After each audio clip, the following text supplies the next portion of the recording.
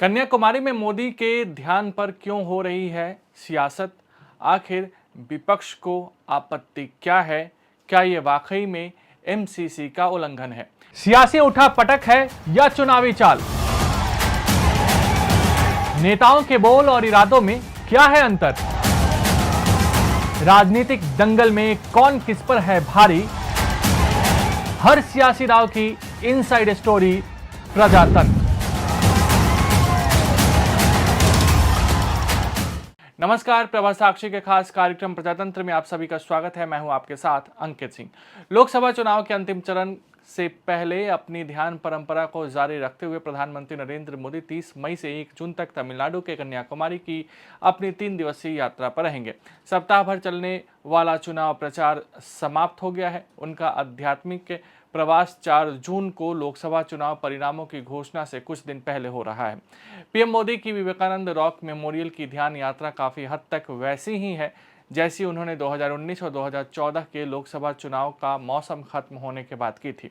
जहां 2019 में उन्होंने केदारनाथ का दौरा किया था, वहीं 2014 में उन्होंने प्रतापगढ़ का दौरा किया। हालांकि इसको लेकर अब विपक्ष सवाल खड़े कर रहा है। विपक्ष को क्यों है आपत्ति? कांग्रेस ने निर्वाचन आयोग से आग्रह किया है कि लोकसभा चुनाव के अंतिम चरण के मतदान से पहले की साइलेंस पीरियड के दौरान कन्याकुमारी के रॉक मेमोरियल में प्रधानमंत्री नरेंद्र मोदी के ध्यान कार्यक्रम के प्रसारण पर रोक लगाई जाए, क्योंकि यह आदर्श आचार संहिता का उल्लंघन है। अभिषेक मनु सिंघवी ने कहा कि कांग्रेस को प्रधानमंत्री के ध्यान से नहीं बल्कि इसके चुनाव की शांत अवधि में होने पर आपत्ति है। सिंघवी ने संवाददाताओं से कहा, साइलेंस पीरियड में कोई भी नेता प्रत्यक्ष अथवा परोक्ष तौर पर प्रचार नहीं कर सकता है। हमें किसी नेता के प्रचार और मौन व्रत पर आपत्ति नहीं है, लेकिन साइलेंस पीरियड में यह चुनाव प्रचार नहीं होना चाहिए। पश्चिम बंगाल के मुख्यमंत्री ममता बनर्जी ने बुधवार को कहा कि यदि कन्याकुमारी में प्रधानमंत्री नरेंद्र मोदी के ध्यान का टेलीविजन पर प्रसारण किया जाता है तो उनकी पार्टी यानी तृणमूल कांग्रेस निर्वाचन आयोग से इसकी शिकायत करेगी। इस मामले में कांग्रेस और टीएमसी को डीएमके और समाजवादी पार्टी का भी समर्थन प्राप्त हुआ है। भाजपा का तर्क। बीजेपी नेता सीआर केसवन ने कहा कि स्वामी विवेकानंद जी के नक्शे कदम पर कन्याकुमारी में रॉक मेमोरियल की मोदी जी की यात्रा, जहां स्वामी को ज्ञान प्राप्त हुआ था, का आध्यात्मिक महत्व है। हमने अतीत में देखा कि मोदी जी ने भारत में विभिन्न स्थानों का दौरा करके ताकत और प्रेरणा ली है। विपक्ष घबरा गया है और डर रहा है कि वे 2024 का यह चुनाव हारने जा रहे हैं और वे परेशान हैं।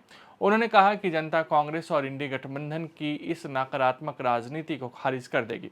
बीजेपी के राष्ट्रीय प्रवक्ता शहजाद पूनावाला ने कहा कि कांग्रेस और इंडी गठबंधन के मानसिक दिवालियापन की कोई सीमा नहीं है। अगर कोई तपस्या पर जाना चाहता है तो वह भी तब जब चुनाव प्रचार 30 मई को समाप्त हो रहा है, क्योंकि उस व्यक्ति ने स्वामी विवेकानंद से प्रेरणा ली है। तो कांग्रेस पार्टी इसे आदर्श आचार संहिता का उल्लंघन बता रही है।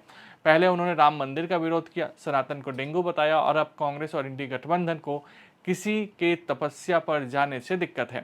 राहुल गांधी पर तंज कसते हुए उन्होंने कहा कि वो लोग तो ऐसे हैं जो तपस्या के लिए विदेश जाते हैं। मोदी का क्या है कार्यक्रम? मोदी 30 मई की शाम से 1 जून की शाम तक ध्यान मंडपम में ध्यान लगाएंगे। प्रधानमंत्री यहां के प्रसिद्ध श्री भगवती अम्मम मंदिर में पूजा भी कर सकते हैं। 1 जून को अपनी रवानगी से पहले मोदी संभवतः तमिल कवि तिरुवल्लुवर की 133 फुट ऊंची प्रतिमा को भी देखने के लिए जा सकते हैं। यह प्रतिमा रॉक मेमोरियल के ठीक बगल में स्थित है। मोदी की यात्रा से पहले सुरक्षा बढ़ा दी गई है। उनके प्रवास के दौरान 2000 सुरक्षा कर्मी तैनात रहेंगे। साथ ही भारतीय तटरक्षक बल और भारतीय नौसेना की कड़ी निगरानी भी रहने वाली है। ध्यान का महत्व। मोदी का विवेकानंद रॉक मेमोरियल में ध्यान करने का निर्णय महत्वपूर्ण है। प्रसिद्ध भारतीय दार्शनिक के नाम से स्थित ऐसा माना जाता है कि 1892 में स्वामी विवेकानंद ध्यान करने के लिए तैरकर इस चट्टानी तूफान पर आए थे। उनके अनुयायियों का मानना है कि इन 3 दिनों के ध्यान के बाद ही विवेकानंद को ज्ञान प्राप्त हुआ था। कन्याकुमारी भारत के सबसे दक्षिणी सिरे पर स्थित है, जहां देश की पूर्वी और पश्चिमी तटरेखाएं मिलती है। यह वह बिंदु है जहां हिंद महासागर, बंगाल की खाड़ी और अरब सागर से मिलते हैं। एमसीसी क्या कहता है? चुनाव आयोग की आचार संहिता में कहा गया है कि सार्वजनिक बैठकें रात 10 बजे के बाद और सुबह 6 बजे से पहले नहीं की जा सकती। इसके अलावा उम्मीदवार मतदान के समापन के लिए निर्धारित समय के साथ समाप्त होने वाली 48 घंटों की अवधि के दौरान सार्वजनिक बैठकें और जुलूस आयोजित नहीं कर सकते हैं। जो हमने कहा चुनाव आयोग को कि किसी परोक्ष रूप से साइलेंस पीरियड में जो चुप्पी रहने का समय होता है 48 घंटे चुनाव के पहले, उसमें कोई भी नहीं, चाहे कितना बड़ा लीडर हो, वो किसी रूप से, सीधे रूप से या परोक्ष रूप से कैंपेनिंग नहीं कर सकता। हमें कोई आपत्ति नहीं है, कोई व्यक्ति, कोई लीडर कुछ भी करे, मौन व्रत रखे या कैंपेन करे, लेकिन वो साइलेंस पीरियड में इनडायरेक्ट कैंपेनिंग नहीं होनी चाहिए। हमने ये कंप्लेंट रखी है कि माननीय प्रधानमंत्री ने जो घोषणा की है कि वो एक मौन व्रत में बैठेंगे 30 तारीख की शाम से। आप जानते हैं कि जो चुप्पी का समय है वो 30 तारीख की सुबह 7 बजे से लेकर 1 तारीख तक चलता है। ठीक उसके बीच में माननीय प्रधानमंत्री ने घोषणा की है, ये सीधा आदर्श संहिता का उल्लंघन है। ये वो तौर तरीके हैं जिनसे आप या तो कैंपेनिंग कर रहे हैं या अपने आप को प्रसारित कर रहे हैं सभी चैनल्स द्वारा, प्रिंट मीडिया द्वारा। हमने 2 बड़े सरल बिंदु रखे हैं चुनाव आयोग के सामने।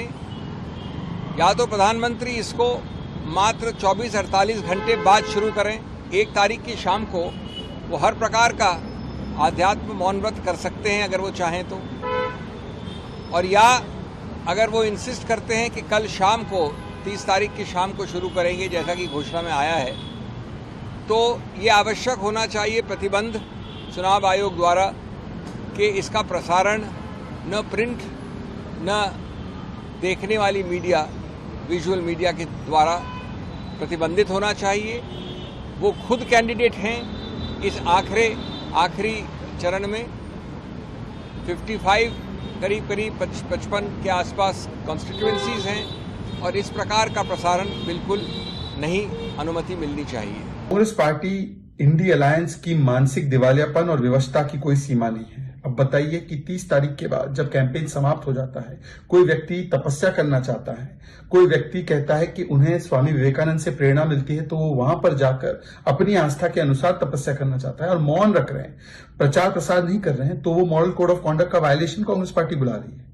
और बताइए, मॉडल कोड ऑफ कॉन्डक्ट का वायलेशन कब होता है? यदि कोई राजनीतिक कार्यक्रम हो, यदि कोई प्रचार प्रसार करे, यदि कोई वक्तव्य दे राजनीतिक रूप से, तो वो मॉडल कोड ऑफ कॉन्डक्ट का वायलेशन होता है। परंतु कांग्रेस पार्टी का हिंदू विरोध, और टीएमसी जैसी पार्टी भी स्वामी विवेकानंद जी के विरोध में इस प्रकार से उतर आई है कि कोई सनातनी अब तपस्या करना चाहता है तो उसका भी विरोध इंडिया अलायंस कर रही है। सोचिए, पहले राम मंदिर का विरोध, राम जी के अस्तित्व का विरोध, राम मंदिर बेकार है, रामचरितमानस को अपशब्द कहना, सनातन समाप्त होगा, सनातन डेंगू है। उसके बाद अब कांग्रेस और इंडिया अलायंस का नया सनातनी विरोधी चेहरा इस प्रकार का है कि कोई हिंदू अगर तपस्या करना चाहता है अपने आस्था के केंद्र में, तो उससे भी कांग्रेस पार्टी को समस्या और प्रॉब्लम है। कहते हैं कैमरा मत ले जाओ। भाई, सोशल मीडिया का जमाना है।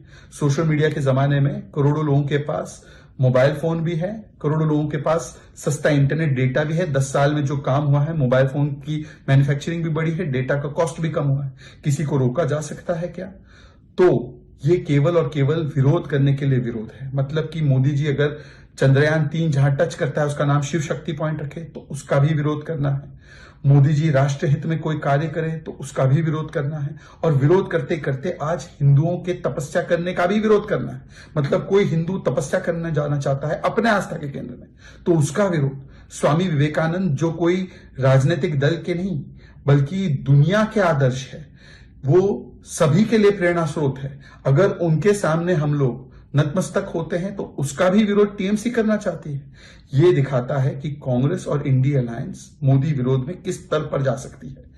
और देखिए, ऐसे तो राहुल गांधी जी और कांग्रेस पार्टी के जो उनको तपस्वी कहते हैं, उनकी आस्था का केंद्र कोई और है, वहां जहां पर जाकर वो तपस्या करते हैं, तो वो भी जाकर अपनी आस्था के केंद्र में, मतलब कि जहां उनको अच्छा लगता है वहां पर जाकर तपस्या कर सकते हैं। लोग बताते हैं कि वो विदेश अक्सर तपस्या करना चाहते हैं, तो वहां पर जाकर वो तपस्या करें, उन्हें किसी ने रोका थोड़ी है। परंतु इस प्रकार का कुतर्कता करना यह दिखाता है कि इंडिया अलायंस और कांग्रेस पार्टी हार स्वीकार चुकी है। अगर आप भी लेना चाहते हैं देश दुनिया की तमाम जानकारी तो आज ही सब्सक्राइब करें हमारे चैनल को। साथ ही नीचे दिए बेल आइकन को जरूर दबाएं ताकि हर अपडेट आप तक पहुंच सके।